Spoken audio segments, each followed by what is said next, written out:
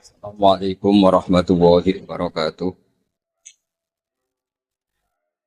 Nahmaduka ya ghafuru ya syakur wa humma salli wa sallim ala sayyidina Muhammadin wa ala alihi wa sahbihi asma'in amma ba'du. Yang kita hormati bersama, kita cintai bersama Kiai Haji Agus Abdul Ghafur Maimun Zubair wa ahli baiti. Semua guru-guru pengurus Al-Anwar 3 yang kami hormati. Saya banyak sekali baca literatur tentang sejarah Sayyidina Umar. Tapi tidak pernah sefaham malam ini. Karena visualisasinya luar biasa. Saya hanya kecewa dengan Abu Jahal.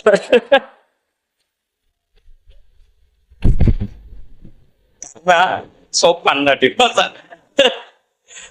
Jadi itu yang agak salah kalau saya nilai aktornya itu masa Abu Jahal sopan ngasihkan mic gitu.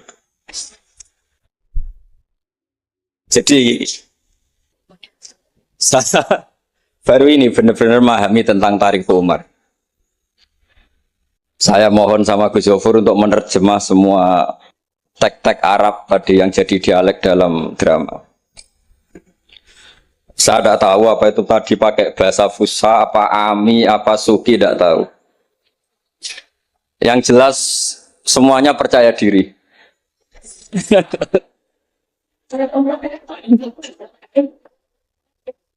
Saya itu masih ingat cerita guru saya ketika masih sekolah, masih kecil. Ada anak baru latihan bahasa Arab mufrodat. Jadi dia taunya kalau yadun itu tangan. Kalau anta itu kamu. Ya kalau jalan ya saroh. Kalau kepala ya roksun.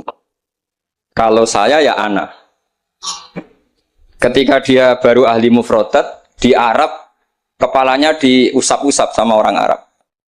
Kata si santri tadi, ya syekh, yadun anta, saroh-saroh. Rok si ana katanya. Ya artinya sama. Jadi ya syekh, yaitu yadun anta berarti tangan anda, saro-saro. Terusannya itu ala rosian pada kepala saya. Jadi dia belum bisa mengatakan misalnya yaduka ala rosi, tapi ya yadun anta, saro-saro, ala rosian. Nah semoga semua dialek tadi nggak termasuk kategori yang itu.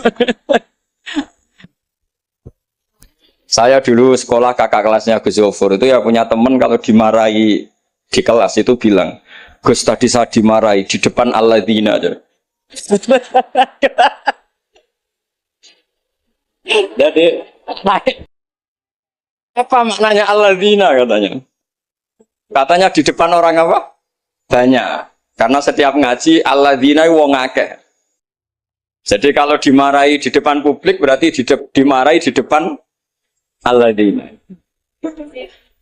Nah ini kapan, saya tadi pamit sama Gus Zofur itu kapan-kapan bisa disewa enggak Gus? Bisa kan? Ini menurut saya masalah yang lumayan serius. Saya pernah didolani lah sama Habib Soleh Alatas dari Tegal. Ternyata kru dari TV 7 atau kru dari Khazanah sering juga minta masukan dari beberapa narasumber untuk memberi penjelasan tentang tarikh sebenarnya, misalnya tentang Umar. Di sini biasanya khas ulama itu dilematis karena kalau ngasih biasanya pemeran perempuannya benar-benar perempuan. Jadi resikonya kalau cantik itu nanti jadi masalah ikhtilatur rijal wan nisa. Kalau tadi enggak, karena Anwar 3 mungkin. Atau mbak-mbaknya enggak mau berdampingan dengan Abu Jahal, enggak tahu tadi. Jadi saya tidak tahu tadi pertimbangannya itu fikhan atau apa trauma ya, karena takut itu.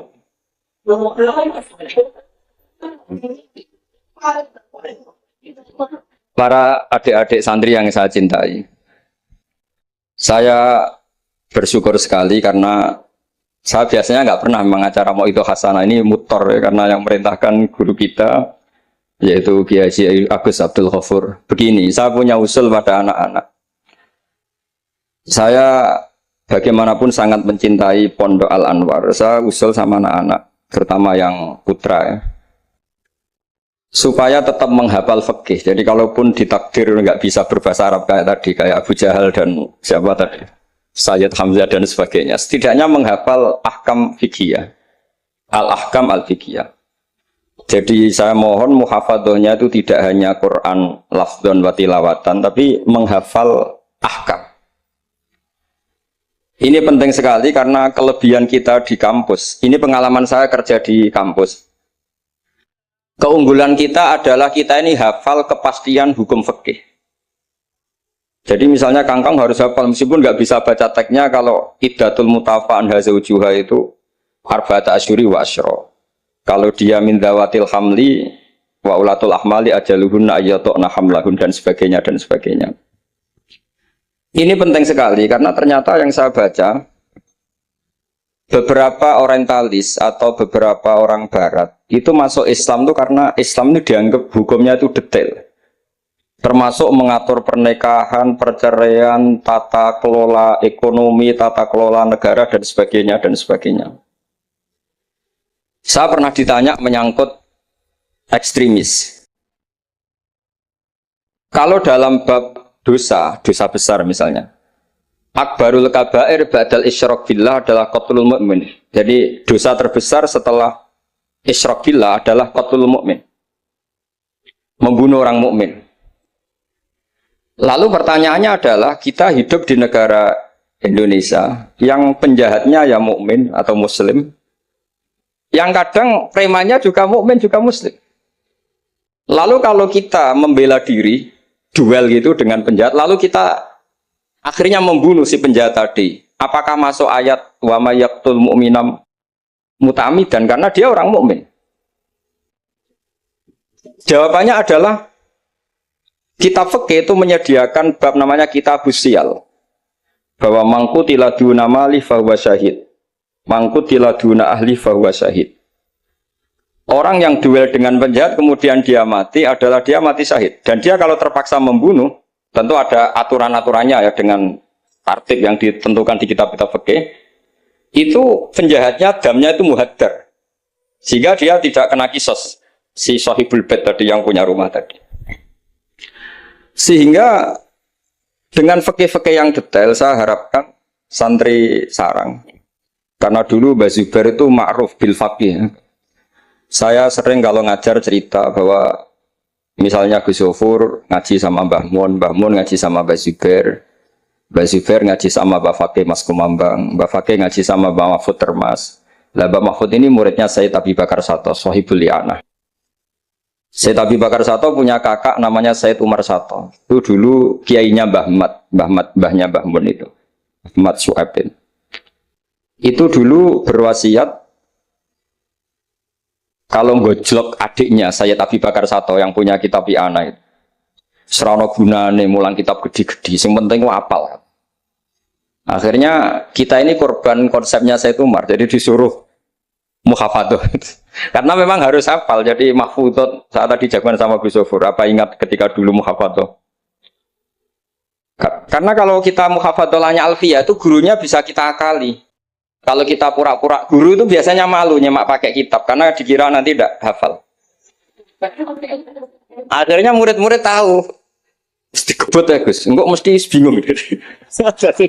Jadi ada trik. Ya akhirnya betul anak-anak kebut terus gurunya semuanya terus wes pun Pak. Jadi bisa diakali juga akhirnya ya lolos. Terus cerita kedua ini kisah nyata. Saya dulu itu dengan Gus Zufur musyawarah, Fathul Mu'in, macam-macam. Pernah digojlok sama bapak. Aku masuk krungu kon alim fikih ambek Gus Zufur makili Anwar, tapi aku ora percaya kon iso jawab pertanyaan. Kenapa Pak? Itu ada seorang imam lupa baca Fatihah, langsung baca Sabbihisma rabbikal a'la. Kemudian makmum bilang subhanallah. Karena si imam tadi hanya hafal tadi 3 juz tadi. Itu enggak pede. Ganti wadduha. Wadduha makmumnya masih bilang subhanallah. Akhirnya ganti surat yang dia pasti benar, yaitu ganti kulhu. Karena dia dikira kalau surat panjang itu salah, akhirnya diganti kulhu masih subhanallah. Lalu makmum tahu ini nggak ada solusinya kecuali dijelaskan secara jelas. Orang mau coba Fatihah. Nah, lah itu fikih kita. Makanya saya berharap nanti Gus Zofur juga ngarang fikih yang seperti ini. Apakah yang seperti itu membatalkan sholatnya makmum? Karena darurat. Hanya subhanallah nggak memahamkan.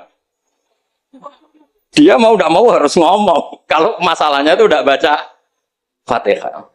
Nah ini nanti supaya jadi faksul masalahnya Anwar 3 itu kalam ini termasuk membatalkan apa? Tidak.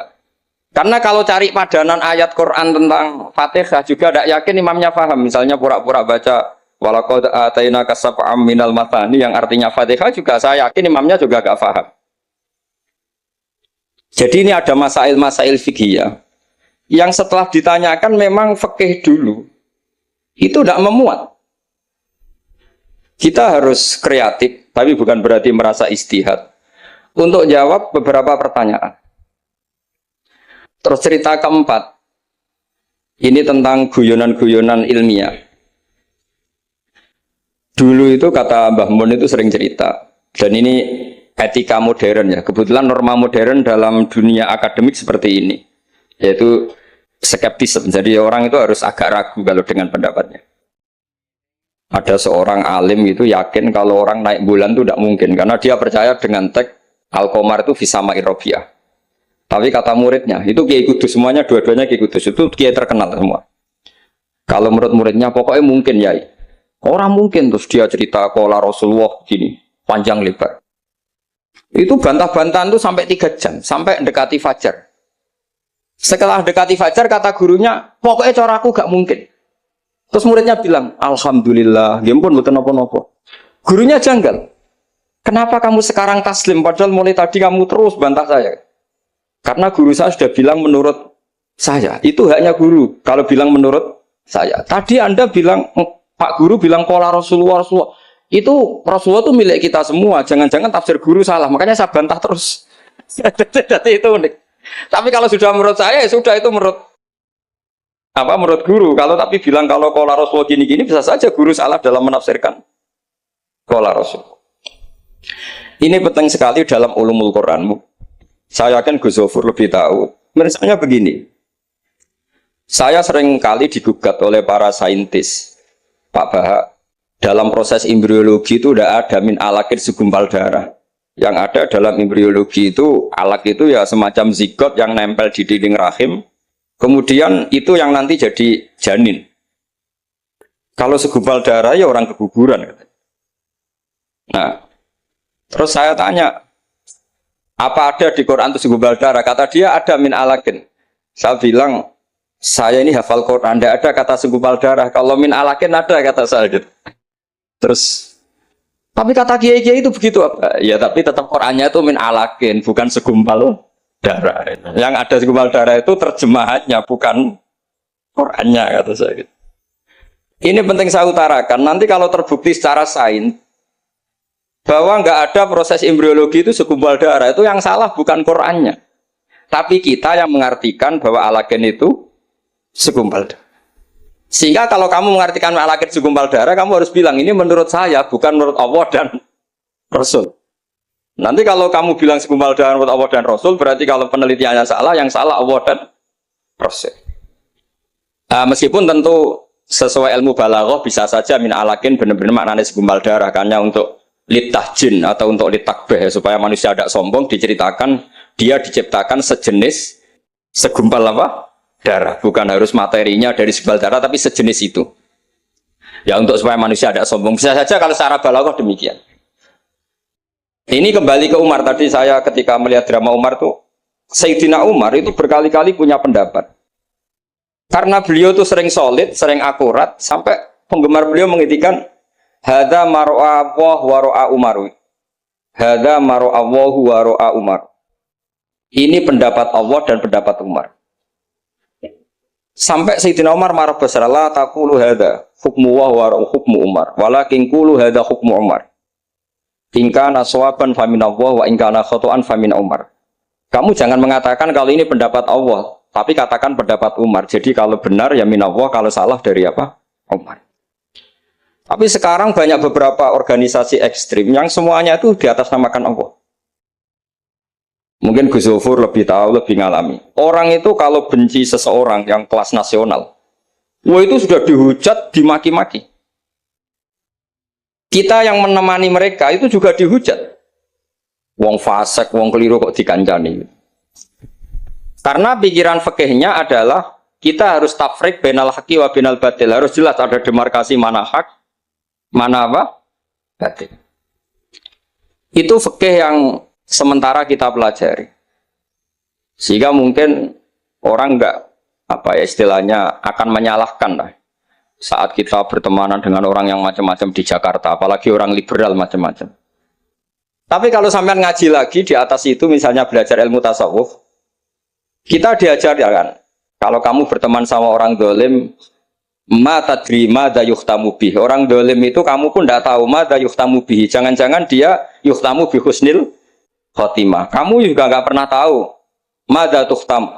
Apa kamu nanti tuhtam bi husnil khotimah apa suil khotimah. Sehingga orang-orang tasawuf itu melihat orang dolim ya tetap hormat. Karena tidak tahu nanti akibatnya jangan-jangan dia husnul khotimah, kita yang su'ul khotimah. Ini penting bagi anak-anak Anwar 3, murid-murid Gus Zofur, sehingga orang-orang alim itu harus kamu beri ruang, meskipun secara zahir berteman orang-orang yang macam-macam. Karena itu ada ilmunya. Kita tidak ngambil sikap itu ada ilmunya. Makanya di kitab Bidayatul Hidayah, beberapa kitab tasawuf diterangkan, kalau kamu melihat orang fasik, jangan-jangan yuhtamu bi husnil khotimah, kamu ndak. Kita ingat cerita Wahsy. Wahsy itu orang yang dilaknati Rasulullah karena qatilu Hamzah.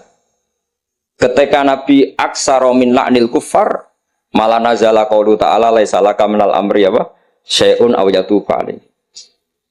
Dalam surat Ahzab ketika Allah mensifati orang munafik, itu masih ada kata wa yu'adzibal munafiqina insya'a. Masih ada kata aw yatuba alaihi. Kemungkinan orang munafik adalah Allah menyiksa mereka insya'a atau memberi tobat. Sehingga banyak ulama, terutama guru kita Syekhina Kiai Maimun Zubair, itu berteman orang macam-macam nggak masalah. Dan kadang-kadang banyak menimbulkan kekecewaan. Ini nanti nggak ada tafrik bainal haqqi wa bainal batil. Nah, saya akan menjelaskan di sini bahwa itu ada ilmunya. Ada ilmunya. Banyak orang sing la'anahu Rasulullah.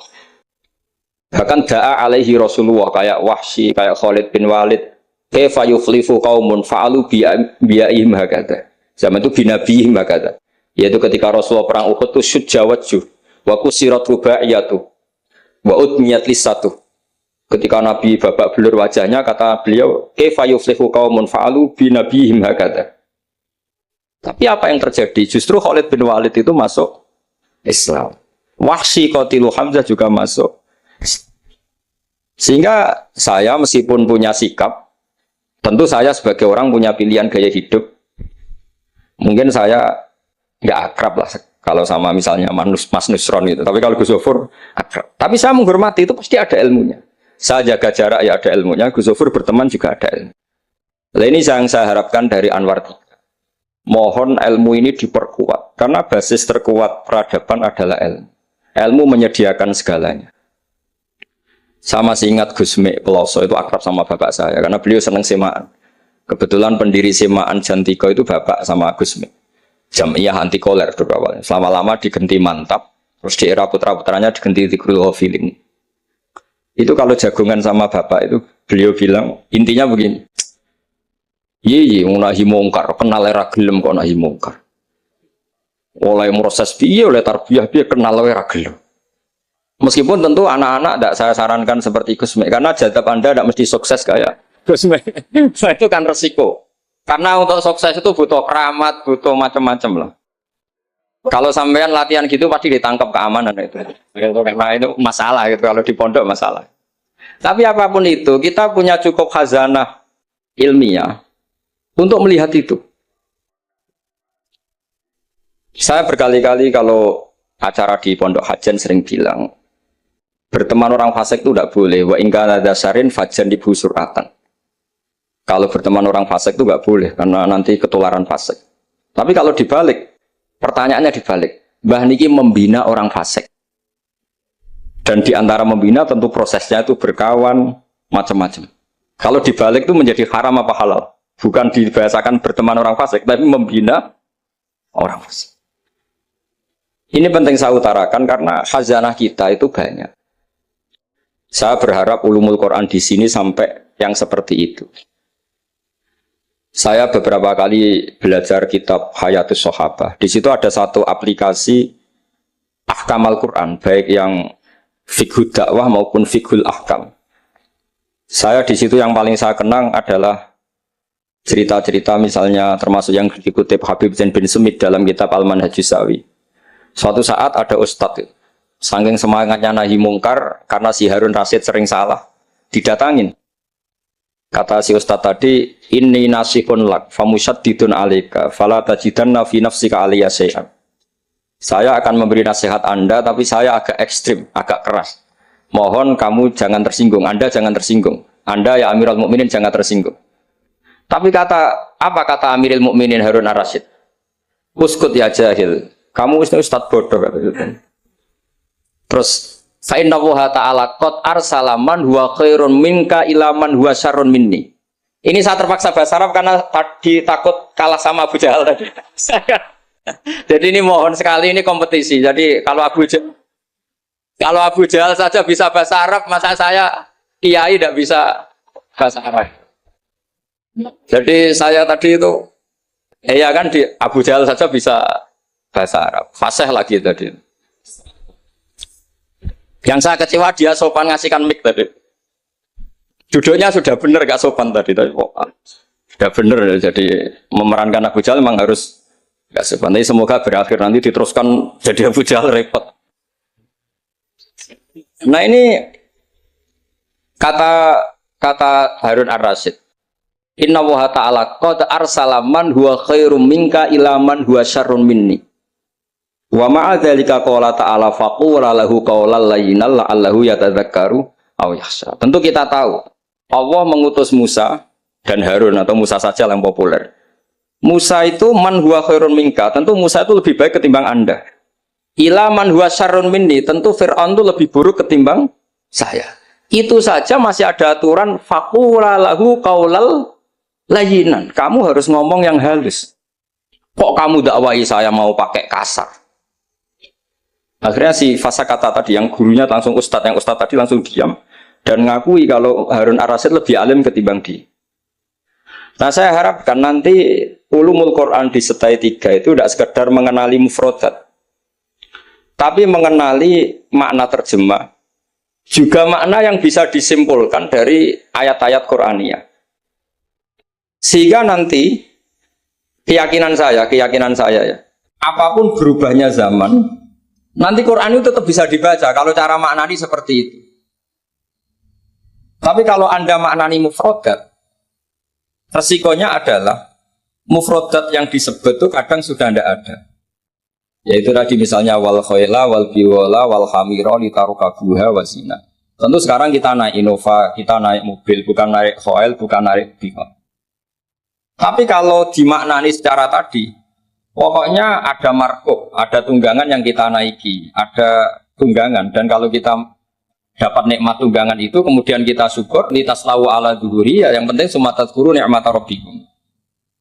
Ini penting saya aturkan karena saya berkali-kali berdebat juga. Kalau di kota itu kan ada dialog. Bahkan ini mungkin Gus Zofur lebih tahu ya, saya pernah di UI itu pernah disurati sama Majelis Mujahidin Indonesia. Di situ diterangkan kalau sekian terjemahan Kemenak itu salah sekian, miliknya UI salah sekian. Di antara yang diundang itu saya, dianggap makili UI. Tapi apa yang terjadi? Mereka itu karena maknani itu pakai mufrodat, tidak mau pakai ilmu balaghah, tidak mau pakai analisis-analisis yang harusnya terjadi dalam ulumul Quran. Saya punya contoh demikian. Saya sering belajar kitab namanya kitab Ar-Risalah, karangannya Imam Syafi'i ketika sering surat-suratan sama Abdurrahman bin Mahdi. Kata Imam Syafi'i, Quran itu lisanul Arabi, dan lisanul Arabi itu awsa'ul lisanan, lisan yang paling luas. Sehingga ketika beliau ditanya, kenapa Anda mewajibkan tolabul ma', mencari air, ketika orang harus tayamum di perjalanan? Terus Imam Syafi'i menjawab, falam tajidu ma'an, kemudian kalian tidak menemukan air, itu baru fatayammamu sha'idan thayyiban. Beliau dengan enteng mengatakan, la yuqalu liman lam yatlub lam yajid. Orang yang belum pernah mencari tentu tidak bisa dikatakan tidak menemukan, tapi tidak tahu namanya. Jadi kalau dikatakan tidak menemukan pasti ba'da sabqit tolab, setelah mencari. Kalau belum mencari kok mestinya tidak tahu, bukan bisa dibahasakan tidak menemukan. Nah, saya berharap anak-anak ini karena ditunggui Mbah Mun yang ma'ruf dengan tafsirnya Gus Zofur. Nah, Mbah Mun itu murid Said Alawi. Said Alawi punya karangan Takirat Saidul Khobir yang di Said Alawi dengan Habib Abdurrahman Al-Musawa kalau nggak salah. Yang nyarain agamanya Syekh Zamzami. Dulu saya belajar itu juga sama Gus Zofur karena dulu yang ngajar Mbah Mun sendiri. Saya juga sering menerima keluhannya Gus Zofur di Jakarta, di mana-mana orang analisis Quran itu tidak pakai ilmu balaghah. Ini repot sekali. Karena kalau kita tidak pakai balaghah maka al-adat yufidul hasra. Kalau dalam kaidah usul fikih, al-adat la yufidul hasra. Ketika Allah pakai kata hitungan itu belum pasti hasr. Jadi taruh saja misalnya begini, ini yang kisah nyata dalam hadis sahih. Ketika Rasulullah itu memintakan maaf sama orang munafik, terus kata Allah mengingatkan intastaghfir lahum sab'ina marratan fala yaghfirullahu lahum. Kata Nabi, jika 70 tidak bisa dimaafkan, wa sa'azidu ala sab'in. Ya sudah, saya tambahi lebih dari 70. Ternyata sama Allah didhawuhi, maksudnya tidak gitu. Kamu mintakan ampun untuk orang munafik maupun tidak, sama-sama tidak, saya ampuni. Sehingga terus ada kaidah al-adat la yufidul hasra. Ini penting dalam ulumul hadis atau ulum usul fikih. Karena kalau nuruti adat, Nabi sering dawuh misalnya man sholal barden dakhalal jannah. Orang yang sholat pada waktu dua dingin yaitu subuh dan asar dakhalal. Terus kamu mau tidak sholat zuhur misalnya, dan sebagainya dan sebagainya.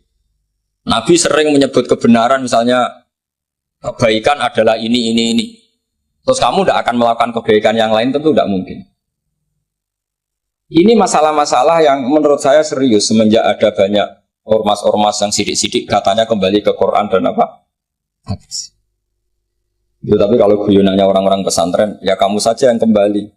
Karena keluar Anda terlalu jauh. Kalau kita tidak perlu kembali, wong sudah di dalam katanya. Yang keluyuran kemana-mana kan kamu. Kalau kita tidak pernah kemana-mana, jadi ngapain kita yang kembali? Anda saja yang apa? Kembali. Jadi ini penting ya, penting sekali. Karena pengalaman saya di Jogja, pengalaman saya di Jakarta ketemu orang macam-macam itu, memang pernah ya di Jakarta pernah ada satu acara. Ya acara seperti ini. Itu yang datang seorang kiai yang ya biasa pakai sarung, ada yang pakai celana.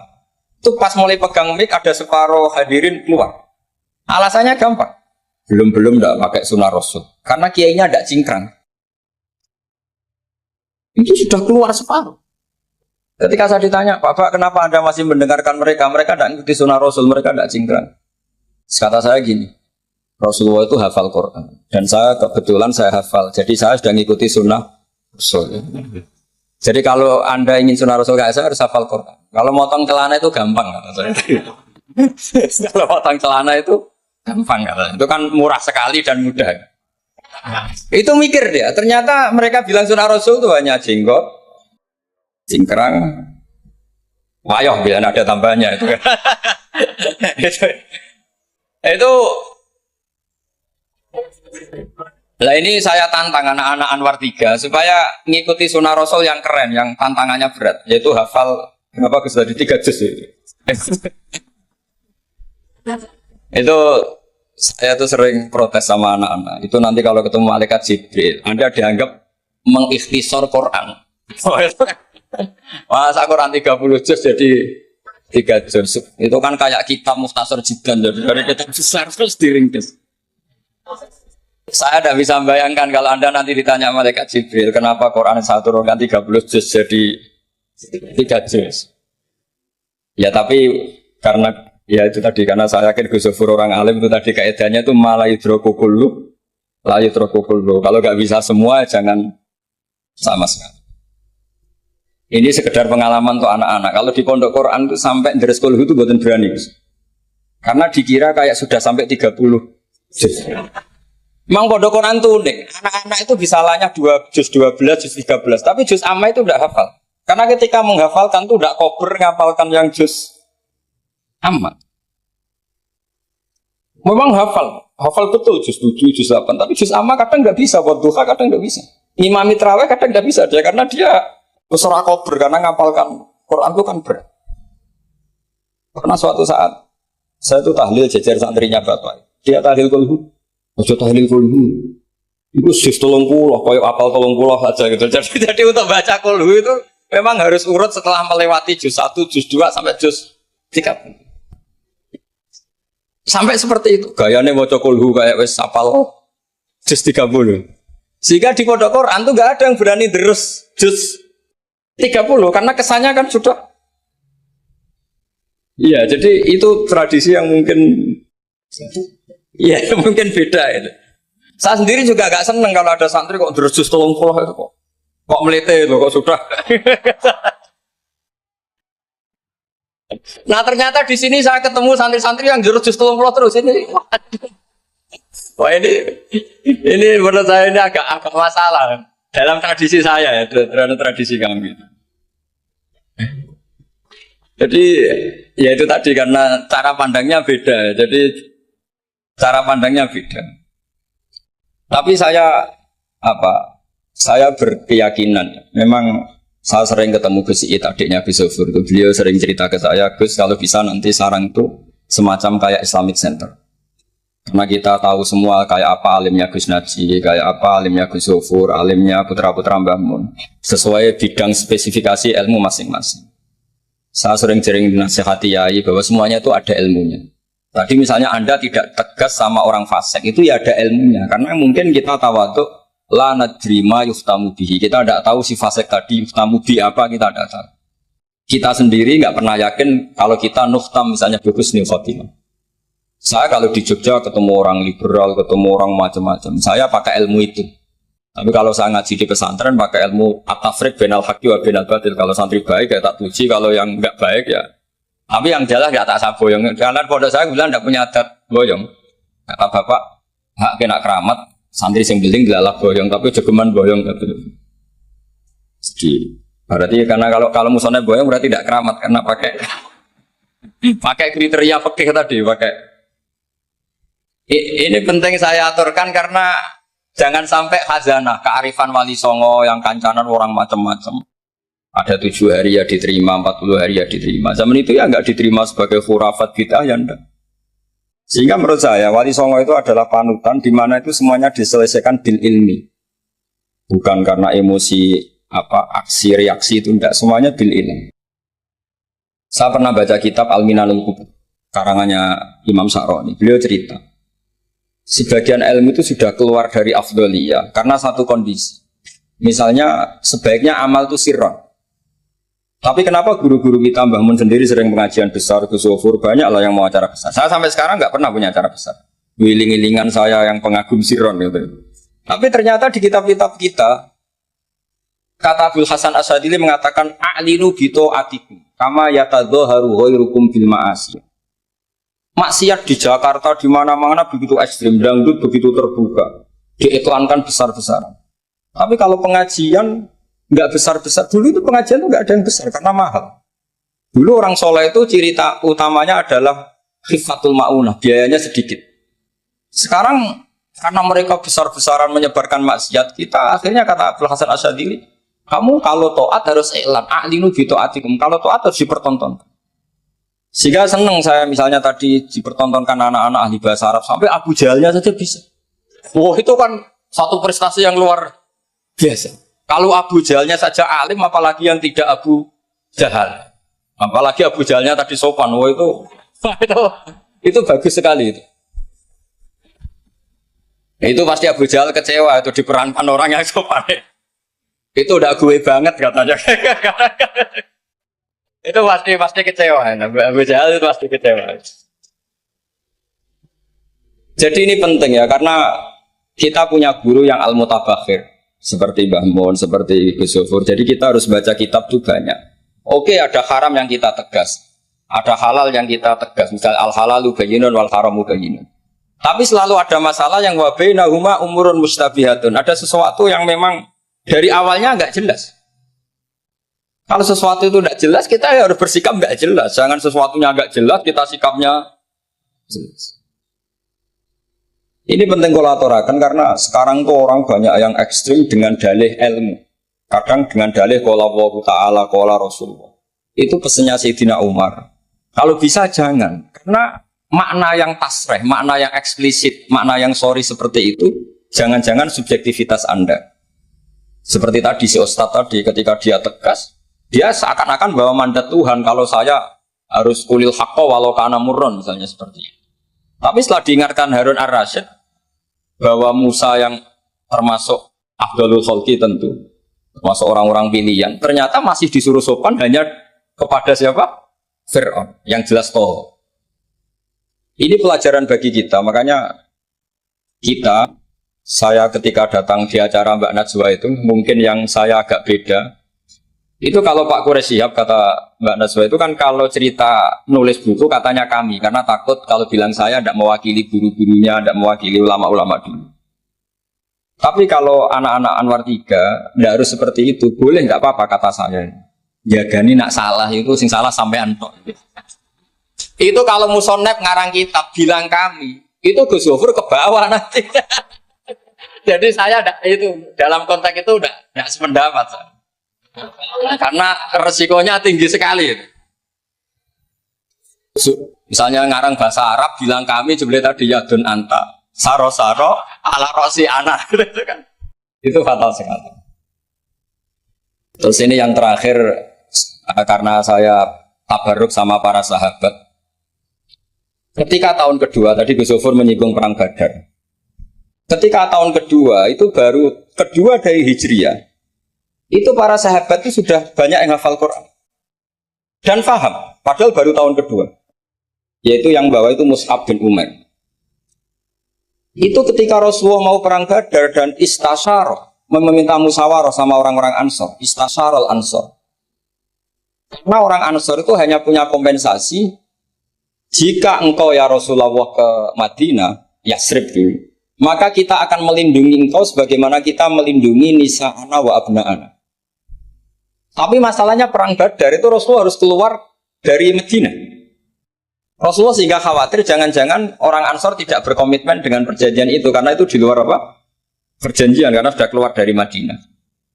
Ketika istasyarul Ansor, apa kata itu? Mikdad bin Aswad, ada yang nulis Mikdad bin Amr. Karena bapaknya namanya Amr, cuma dia masyhur disebut Mikdad bin Aswad. Ada rawi yang mengatakan itu Sa'd bin Mu'adz, tapi yang jelas itu Mikdad bin Aswad. Ini ingat ya, tahun kedua dari Hijriyah. Apa kata Mikdad? La naqulu laka kama qalat Banu Israil fadhhab anta wa rabbuka faqatila inna hahuna qa'idun. Walakin idhhab anta wa rabbuka faqatila inna ma'akuma muqatilun.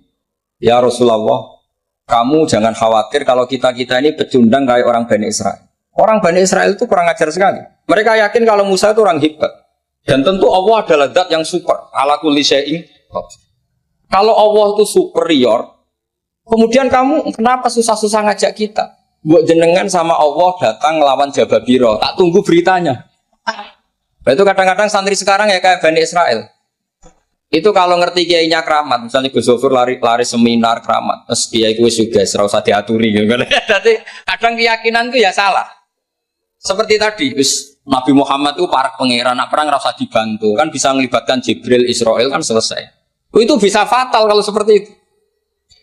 Banyak loh kiai-kiai keramat ngeluh itu karena santrinya terlalu kultus keramat, terus santrinya orang mikir kiai ini. Ini buatan nyindir, fakta gitu, terus biasa mawon.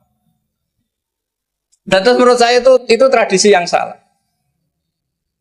Kalau di Sidogiri itu santri yang paling miskin pun itu misalnya akhir sana, tapi nggak perlu ditiru. Gus Zofur itu orangnya ikhlas, nggak perlu ditiru.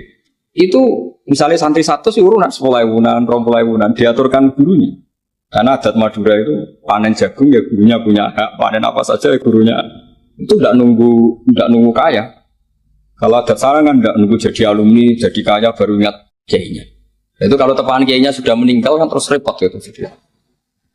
Itu kata orang tadi siapa itu Mikdad bin Aswad. La naqulu laka kama qalat Banu Israil. Fathab anta wa rabbuka faqatila inna hauna qa'idun. Walakin idhab anta wa rabbuka faqatila inna ma'akuma muqatil. Tapi silahkan ya Rasulullah, engkau berangkat. Kita akan mengikuti engkau ikut perang. Artinya apa? Mereka bisa memahami Quran meskipun itu kisah tentang Bani Israel. Mereka tahu sindiran Quran, mental yang benar kayak apa, yang salah kayak apa. Dan itu yang ditiru kitab Fathul Mu'in. Misalnya kitab Fathul Mu'in menulis begini. Misalnya ya, wa tusannu misalnya as-sholat binasatin atau wa yusannu nasatun di sholatin. Disunatkan kalau mau sholat itu sumringah, kelihatan happy, kelihatan senang. Wa yusannu nasatun di sholatin. Terus di penjelasannya sederhana. Fa inna Allaha ta'ala dzamma li tarikihi wa qala wa idza qamu ila sholati qamu kusal. Kalau mau sholat itu harus kelihatan sumringah, happy, kelihatan senang, isyik. Bronto mau sholat, mau ketemu Allah munajat. Karena Allah itu mengkritik orang yang meninggalkan nasyat. Yaitu kalau mau sholat aras-arasan. Terus beliau menyitir wa idza qamu ila sholati qamu kusal. Sehingga ketika kita baca tentang orang munafik, bukan berarti terus orang munafik di sana, kita di sini. Seakan-akan kita terbebas dari sifat orang apa? Itu bukan da'bu ulama'ina, bukan ahwal ulama'ina. Ahwal ulama kita ketika baca Quran adalah otomatis kita memahami. Dan memahaminya itu bisa mafhum yang luar biasa kayak tadi. Kayak yang saya ceritakan tadi Harun Ar-Rasyid, kayak siapa tadi Mikdad bin Aswad, dan kayak tadi Fathul Mu'in misalnya. Sama dengan model-model karangan Imam Ghazali. Imam Ghazali kalau ngarang kitab itu sebenarnya sederhana. Setelah kita teliti itu semuanya ya sederhana sekali. Artinya ayat yang dikutip itu sering kita baca. Tapi beliau secara indah, secara menakjubkan, itu bisa ngambil kesimpulan yang luar biasa. Saya punya kitab Mufrodat yang dikarang oleh beberapa ulama. Dan beliau cerita tentang kehebatan Sayyidina Ali dalam menafsirkan Quran. Kata Sayyidina Ali, saya tidak bisa membayangkan dahsyatnya angin ketika mengobrak-ngabrik kaum Mu'ad. Karena anginnya angin balilo, tidak terkendali. Ya, karena Allah punya tradisi begini, kata Sayyidina Ali. Wa im min syai'in illa indana khazainuhu wa ma nunazziluhu illa biqadarin ma'lum. Segala sesuatu itu terukur dan saya turunkan juga dengan ukuran yang pas, biqadarin ma'lum. Tapi ketika Allah mensifati angin yang untuk kaum Ad disebut birihin sorsorin atiyah. Atiyah maknanya balilo, pakai tak. Ya, pakai tak. Terus yang sebagian ayat tentang Nabi Nuh. Inna lamma taghal ma'u hamalnakum fil jariyah. Togo itu maknanya lacut. Jadi air sudah gak terkendali, kayak di luar kendali malaikat. Sudah togo, sudah balelon. Saking balelonya yang main hantam saja kata Sayyidina Ali. Sehingga dua ayat ini menunjukkan betapa dahsyatnya banjir karena diredaksikan taghal ma'. Begitu juga betapa dahsyatnya angin karena disebut birihin sorsorin atiyah. Jadi yang namanya atiyah itu pakai tok ya. Ini ain tok ya, ini yang pakai apa? Ain alif ta. Jadi dari mufradat ini kelihatan bahwa benar-benar dahsyat. Karena Allah punya adat segalanya terukur. Ternyata di situ disebut tohornya semuanya sudah keluar dari apa? Ukuran. Ini saya mohon sekali karena anak-anak Anwar 3 ini menangi Mbah Mun, menangi Gus Sufur. Saya sendiri diminta beliau bantu ngajar di sini.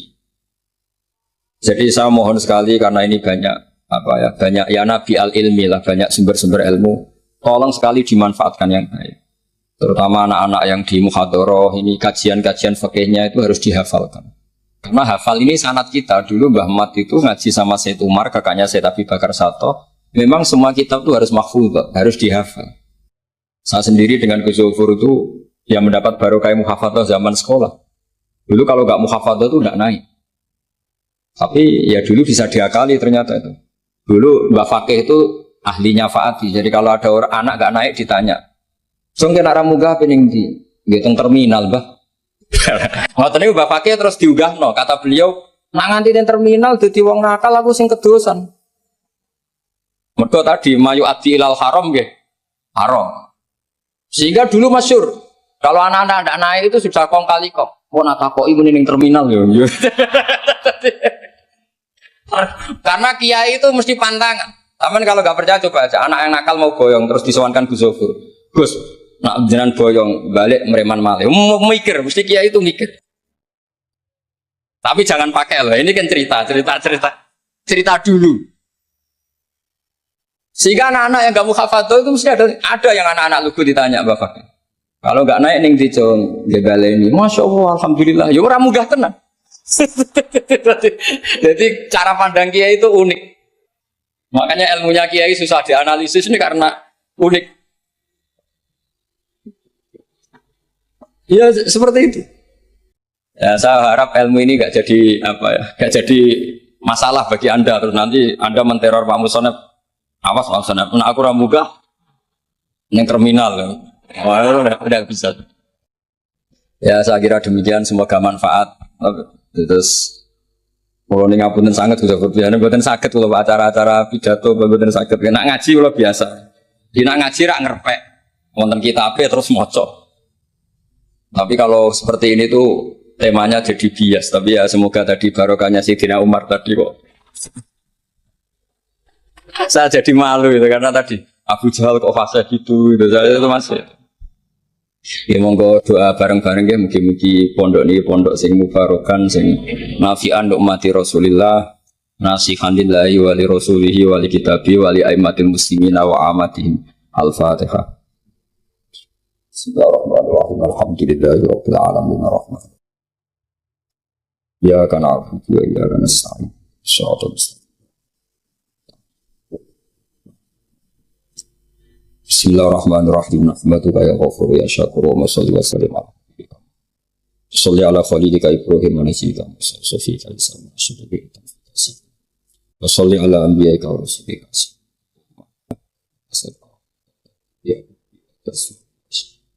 Ya Allah tarud bihal fitnah wa tarud bihal fitnah wa tarud bihal fitnah